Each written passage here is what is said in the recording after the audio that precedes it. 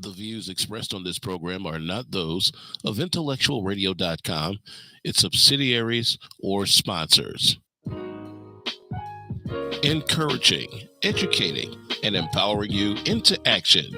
This is Warriors Talk with your host, Lady ReShell.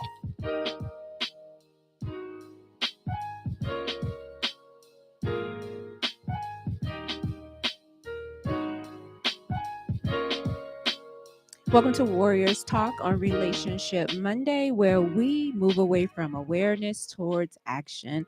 I'm Lady ReShell, and tonight we're diving into a topic that hits deep for many of us: healing while dating. Am I ready for love or still broken? Whether you're single or newly back on the dating scene, or you feel like you're in something serious, we want to talk about what real healing looks like and not what you see on social media. So we invite you to join into the conversation. We are live on Intellectual Radio. We just heard from the Drive FI with Roman. Keep it locked right here on Intellectual Radio and allow us to feed your brain. On the last episode of Warriors Talk, Dr. Michelle Meeks and I discussed mental health matters, breaking the silence. You can head on over to YouTube and type in Intellectual Radio and stay connected for any episodes you may have missed. The quote of the day is, if you don't heal what you hurt, you will bleed on people who didn't cut you. Warriors Talk want you to save the date. Coming up October the 18th, Warriors Talk will be having our 9th annual Survivor Celebration and Reflection Gala at the Crystal Sky Banquet Hall, 12 p.m. to 4 p.m. Tickets will go on sale soon. You can actually nominate a survivor that we can honor at the gala. You can nominate an individual who's in battle right now who need financial assistance, or you can nominate someone who you feel may be the survivor of the year. This is an individual who is an advocate. They're out in the community, they're educating, they're sharing information, and they're always showing up for other survivors who are going through.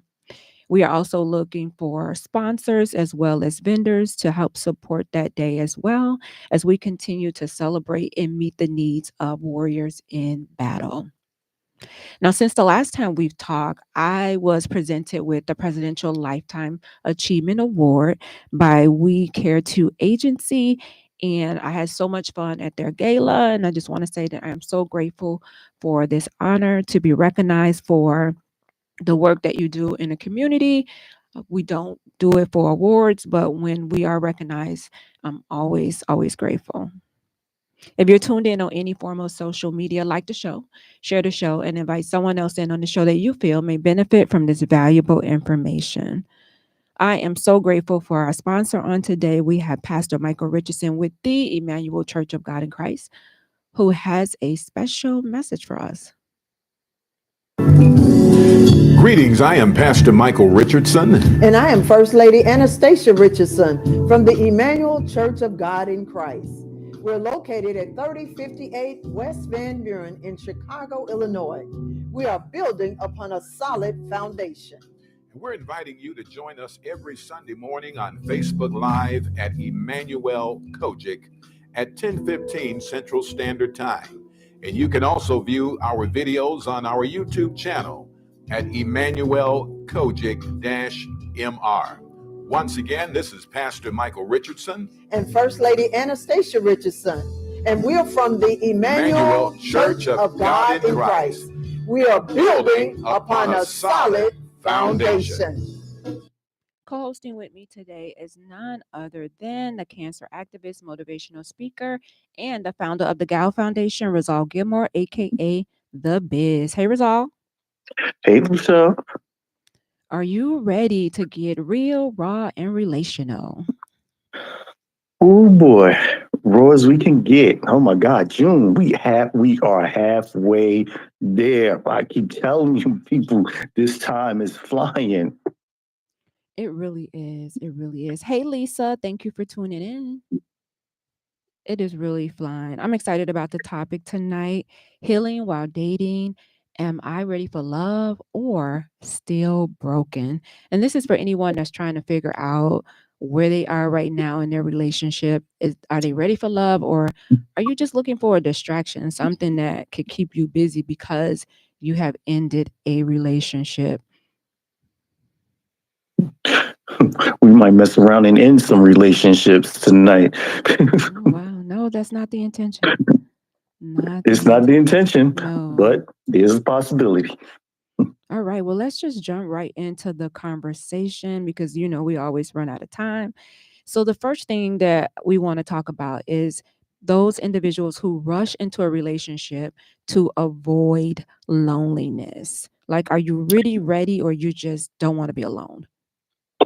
Ding, ding, ding, ding, ding. That's one that you hit the hammer on the nail. Yes. A lot of people, when you're used to, you know, people or a certain person or, just being around, you will jump into a relationship because of loneliness, because you just don't want to be by yourself because you're just so used to being, with someone. And then that just opens up the door for mistakes. What's wrong with being by yourself for a while, especially if you just got out of a relationship and it was a long-term relationship? I feel like you need that time to heal and to clear out the residue from that relationship. So that's the thing. They don't want to let go of they like the idea of the togetherness. So they don't want to let that idea go. So it's like, let me find me somebody real quick to fill that void. If I throw somebody in there in the mix, then I'll be good. And I don't have to heal. I don't have to go through anything. I just got to deal with this person over here now and learn his flaws and what he got going on. And, I can, it's like in your head, you're thinking I can work with it. I can do it, until then you hit that bump in the road again. And then the relationship ends and you back on that cycle again.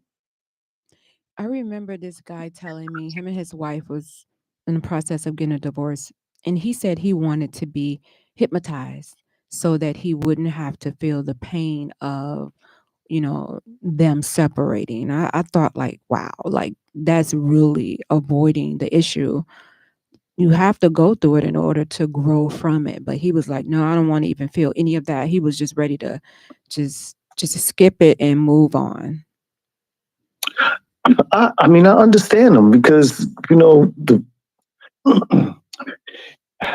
they say you never know a person until you live with them or until you fight with them. And going through divorces, there's a lot of fighting that happens and goes on. I'm just wondering, like, can that actually be done? Like, can a hypnotist actually make you forget to avoid the pain? Because you're going to be scarred for life. That's something in your memories that you're going to have. I don't even know if that can happen, but if that's the case, a lot of people will be doing it. That's so true. That is so true. I don't know what good it would do because like you're not learning anything from what happened. You're just skipping over it and going to the next thing. If you're bypassing it. And the next thing is comparing everyone to your ex. So are you healing doing that, comparing everybody to your ex? Have you really gotten over that person? Nope. Especially if you're still thinking Because about them. especially if you're used to a certain lifestyle or you're used to a certain thing, you're used to coming home and there's a glass of wine and flowers there waiting for you every Friday or something. You don't see you get that anymore. Then it's like, my ex used to blah blah blah and blah blah ex blah blah. Honey, you are in a total different relationship with a total different person, and you're going to get a total different experience. And I guess especially if y'all broke up, that means it didn't work out. So I don't know why you would be comparing everybody to the person that you were with versus saying, okay, take away some things. Yeah, there may be some things that you liked about that person in the relationship. And I'm sure there are some things that you didn't. So I would just like subtract the good stuff that happened and anything that was negative. Like, okay, I'll leave that there. But as far as comparing people, it's not fair to the person that you are starting a relationship with to compare everybody, to compare them to that person. You're not giving them a fair chance. Right, but within the comparison, you're like, you know what? What did I get myself into? This dude ain't no good. He don't even do X, Y, and Z because you're holding on to those little pieces of memory that you loved about that ex that you had, and you trying to bring that over to make like the perfect person. Okay, if I could get this from him and that from her, or whatever the case, and get them to do that, then they'll feel like I never left the relationship, like we never ended. It's just a new face. That's all. It's the experience that that person gives you that you hate leaving. That's true. Wow, that is so true. Number 3 is emotional triggers and overreactions. What triggers you about that past relationship when you're trying to move on or in a new relationship? Every time this person does this, you think about what the other person did to you. Oh, see, that's this. He acted just like this when he was getting ready to go cheat on me. These are the things that he said. These are the behaviors that he displayed before he cheated on me. And now you're triggered by this person doing it when it could be very well innocent. Yep, very well so. Um, Emotional triggers, there's a lot of things that still playing in the back of your head of why you two are no longer together. And you start to think of why you got to the point of where you were, that things done, things said will happen because, some people become very guarded now while they're trying to heal. So they're not taking in any info, and you're trying to break through the barrier. So now it looks like you're a stalker, or you're a person who probably do have a genuine case, who's just trying to get to know you, but you're so emotionally triggered by little things.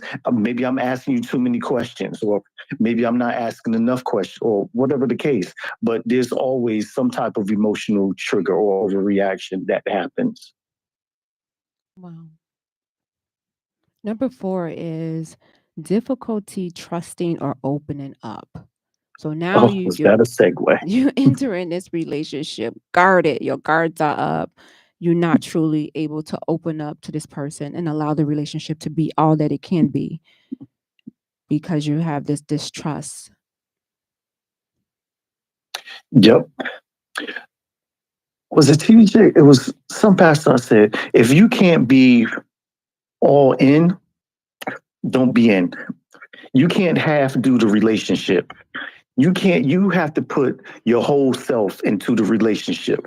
So if you can't trust, that's the number one thing. If I can't trust you, we don't need to be in a relationship. Well, I could put like half in at a time, not the whole. As the They ain't even relationship half. That you mean a quarter. as the relationship goes on, then I open up more and more. But I'm just gonna like give a little bit, and then the more and more I can trust you, you earn trust. Then that gets me to open up more versus me just jumping in. Yep, I trust this person with my whole heart, and I'm just gonna be open and see where this goes. Like, Well, yeah, absolutely not. So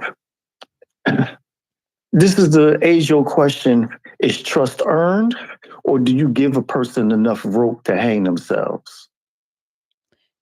I think if you're thinking about it, giving them enough rope to hang themselves, it's a negative thing.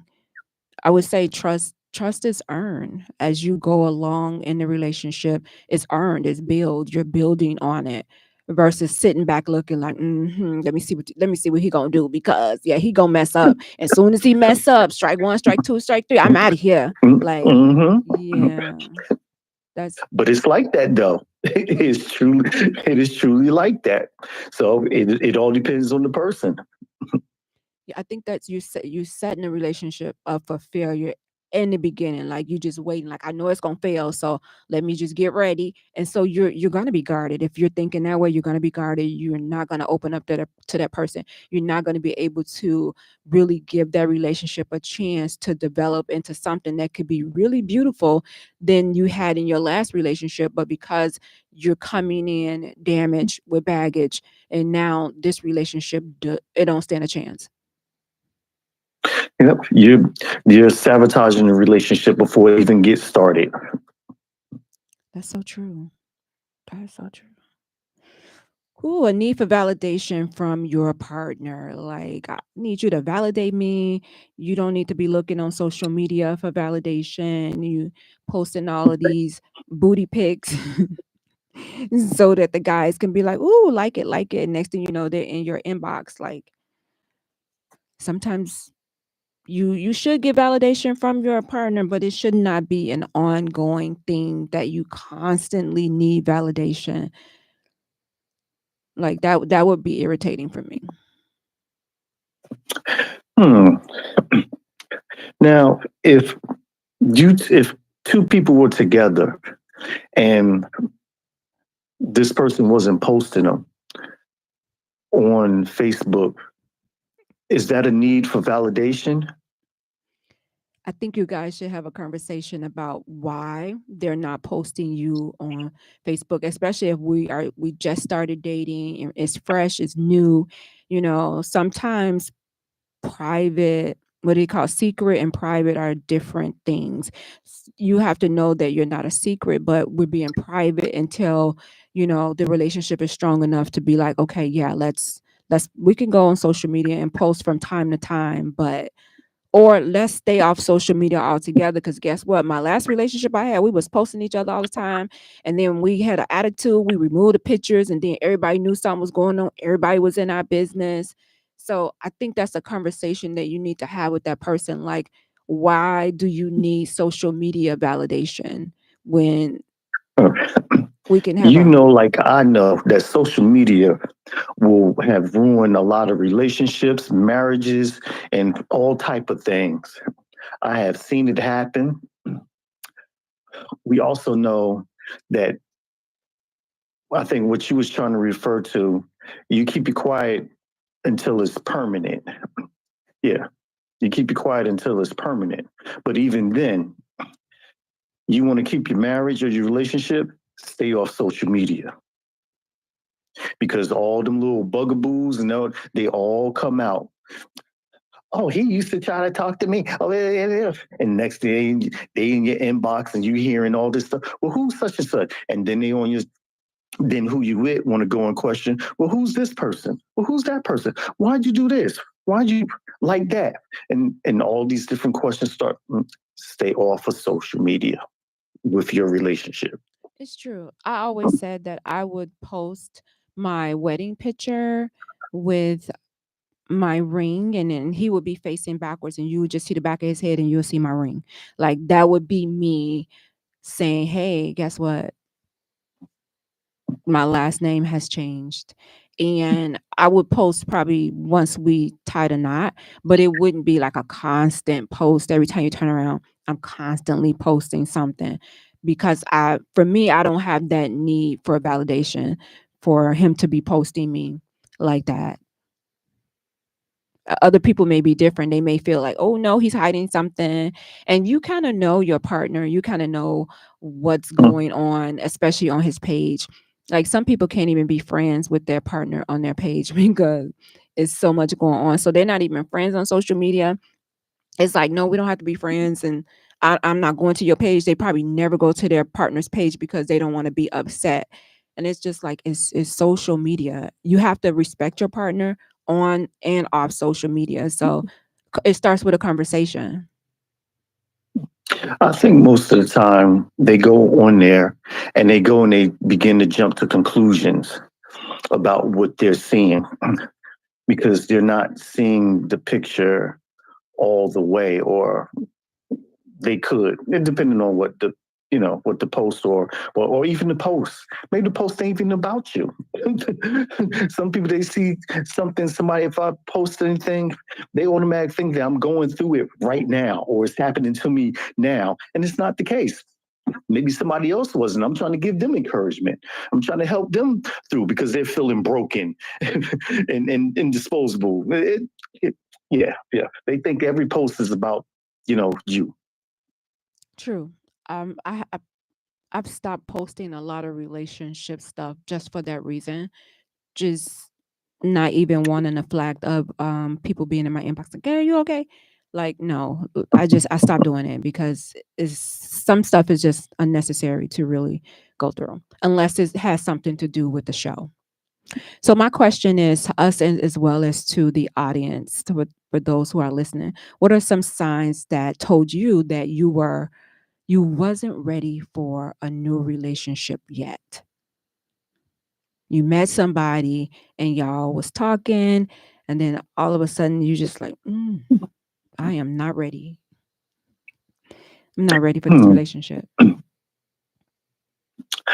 I think, well, for me, it's the uncomfortability. And I have to feel comfortable and ready to, be able to open up, be able to ask you questions, what I need to know, all different things. And if I'm not like at that point just yet, and I'm just there staring at you like in space, then I know right now is not it. And I need more time, or we need more time of getting to know each other before we jump into any type of relationship. I need to see exactly who you are because I do take relationships serious and I do fight for mine, to the end. Whether it's good or bad, I shouldn't be there or not, I still fight for mine. So I need to know you're going to be worthy. Hmm.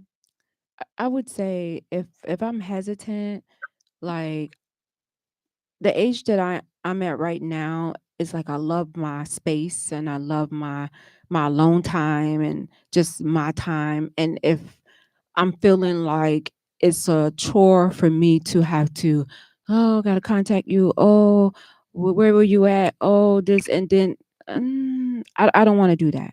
Like for me, it has to be easy. It has to be, sort of stress free, and then yes, but if I feel like I'm gonna be stressed and it's gonna be weighing on me, then I'm gonna tend to like, this is not for me. So I'll probably take a step back and kind of like distance myself or like minimize the communication. And yeah. Especially if you feel like you're putting in more to work than what the person who was coming for you is doing. Not even that. It's just if I feel like this is a bit much. Like if they're asking me, bless you, like if they're on me about little things and I'm just like, why you didn't call me? You said you was gonna call me back or this and that, oh, I had the kids. Like I fell asleep. I'm tired. I worked and yeah. So the next question is, can healing happens in relationships too? Like you're in a relationship, you done broke up with some person for every reason y'all broke up, and now you in the next relationship. Can your healing happen while you're in that relationship?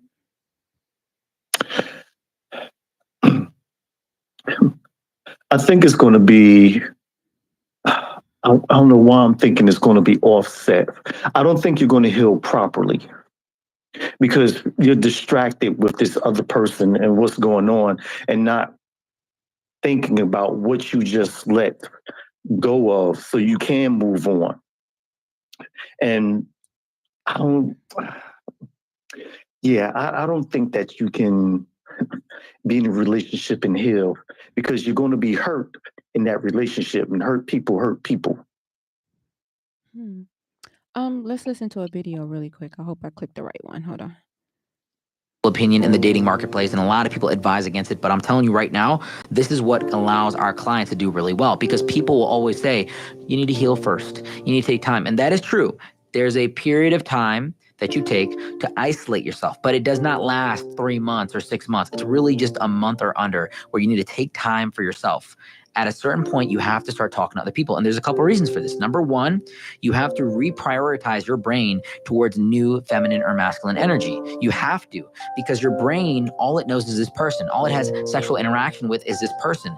And it's very focused on reproduction. Your biology is focused on genetic diversity of the offspring. So it's going to promote you to be with this person because it thinks, oh my God, this is my person. We're going to have a baby together, so on and so forth. That's what it cares about.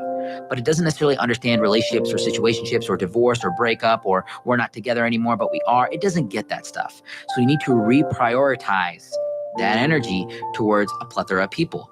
And the big thing is you want to go on dates with people, but you don't want to lie to them. You don't want to falsely advertise, hey, I'm ready to date you. I'm ready to be in commitment. You can just say like, hey, I just want to get to know you first, or let's take things slow. And in a lot of cases, you can just tell them, hey, I just got out of a relationship and I don't necessarily want to lie to you. I think you're a super cool person. Why don't we just get to know each other for a little bit? You can say these things, and a person that's understanding and that makes sense for you will actually say, yeah, I understand that completely. I'll back off a bit. I'm not going to sit around and wait for you. But at the same time, we can just get to know each other. That's fine. There's nothing wrong with that.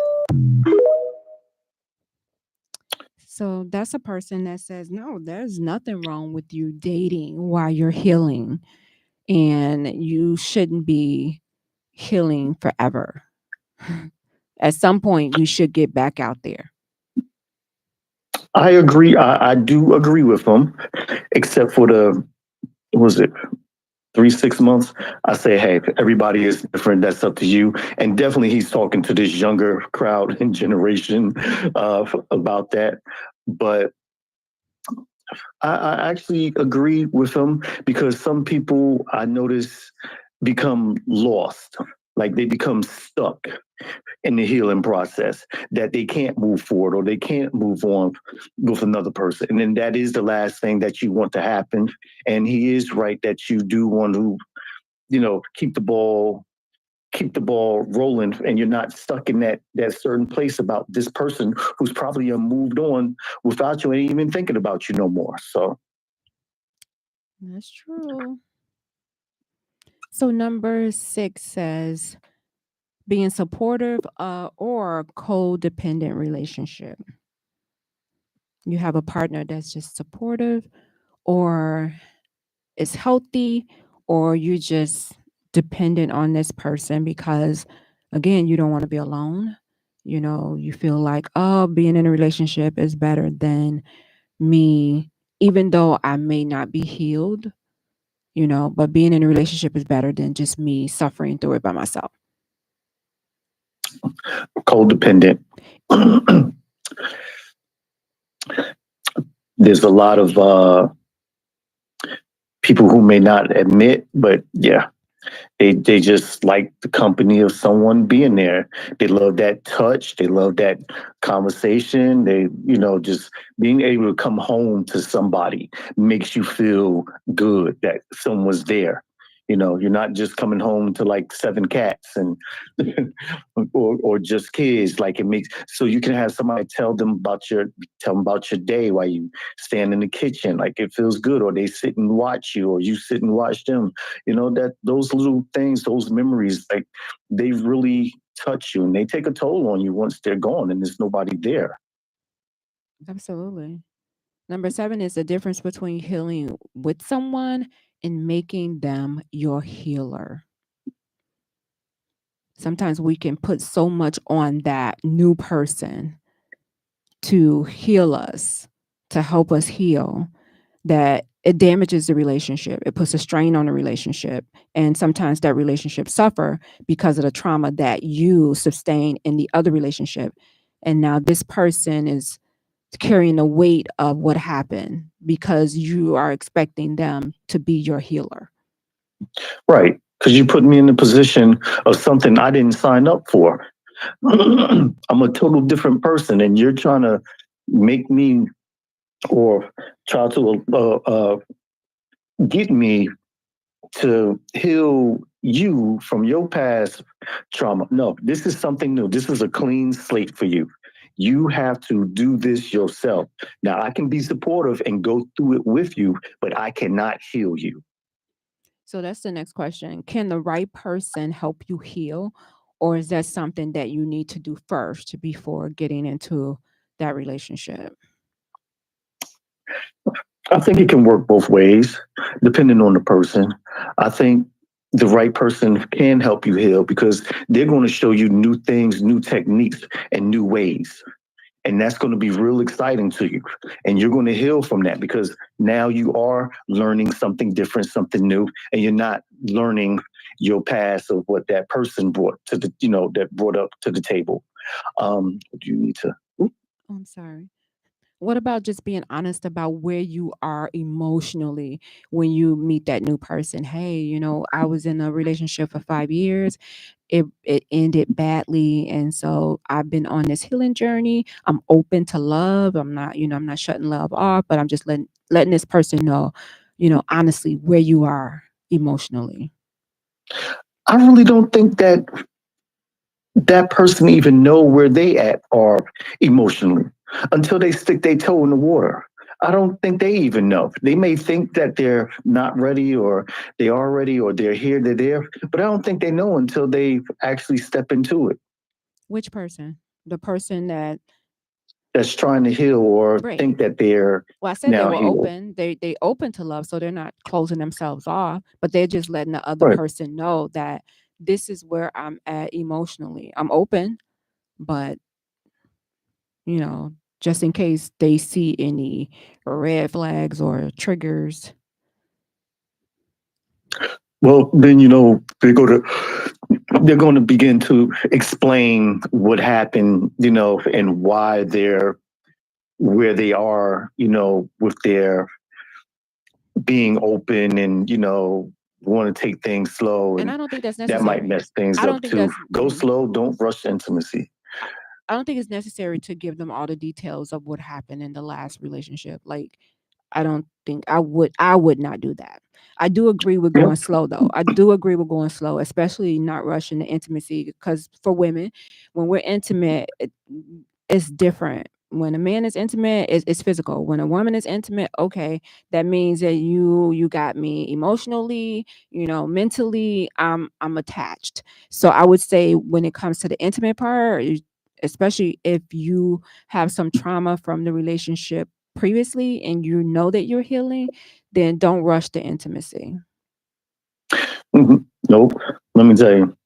Females will tell you all the details to let a man know what happened in their past so you don't go and do the same thing to them.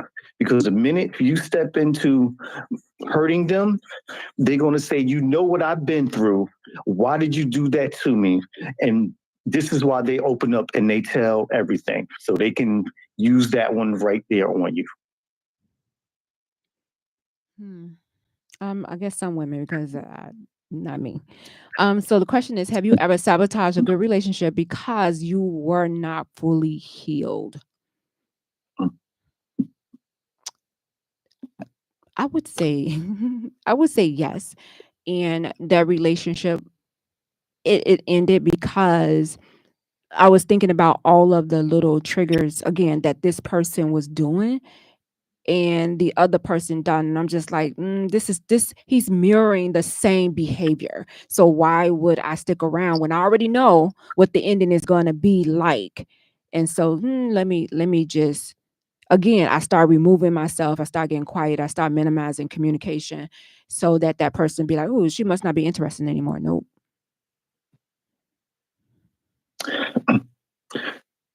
I don't think I think there's been times where I thought that I was ready, but I wasn't ready for that person because what they was offering and showing wasn't what I needed.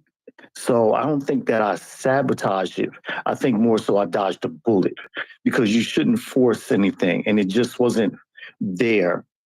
Uh, what I was looking for and what I needed then at the time, and then going through what I went through, a lot of women were kind of standoffish because of me losing my wife. They thought to themselves, like, I'm never going to fill those shoes, but I didn't want you to fill the shoes because you're going to be, we're just going to say, a new wife. You're a new person. You're a new relationship. You know, Yeah, I may backtrack and think because I'm used to a certain person, but yeah, I don't think I sabotaged it. And I came to that reality throughout my relationships. Yeah. Wow. That was a moment. Thank you. Well, what we're going to do is we're going to end the show on Intellectual Radio, but we're going to keep going because I have a show that's coming behind me right now. And we did get started a little late, so I don't want to run over time for the next show. So we're going to end the show with Intellectual Radio. Rizal, you want to give some words of wisdom for the audience as it relates to healing while dating? Yeah. Don't trade your peace for convenience. Love it. Heal properly. Take whatever time that you need. Don't listen to people because so many people said it should take you like 5 years. I don't care if it's been 2 days and you broke up. Shoot, you ain't broke. Go for it. Shoot your shot. I would say extend grace to yourself as well as others during your healing process. And remember that healing is a journey, not a destination. So, you guys always thank you for tuning in to Warriors Talk with author and founder Lady ReShell. Co hosting with me today on Intellectual Radio is Rizal Gilmore, aka The Biz. Warriors Talk is changing lives, one warrior at a time. Don't go anywhere. Thank you for listening to this week's edition of Warriors Talk with Lady ReShell. To find out more about Warriors Talk, follow at Warriors Talk, the number 1, on all